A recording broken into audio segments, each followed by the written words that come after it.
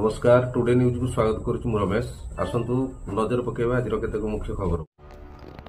वर्तमान सबुठारु बड़ खबर आसी पहुंची जे मालिका वर्णित नेमाल पीठरे घटी बड़ अघटन। पवित्र देवस्थान पूर्णिमा बाबा अच्युतानंद पीठरे हठात दीप स्टाण्ड लागिला निया हुतुहुतु जलिला दीप स्टाण्ड। देवस्थान पूर्णिमा उपलक्षे पद्मवन पीठरे महा धूमधाम रे चलीथिला पूजार्चना। हुड़ुहुड़ी और शंखध्वनि रे सारा नेमाल प्रकंपित हेउथिला। हठात के अलौकिक शक्तिर प्रभाव रे अन्य कौनसी स्थान रे अघटन न घटी प्रभुंक अति निकटरे थिबा दीप स्टाण्ड रे निया लागि जाइथिला। सेपटे अग्निशम बाहिनी और स्थानीय लोक सहायतार निया को आयत्त करिसेंति बोली एबे बड़ खबर सामना को आसुछि।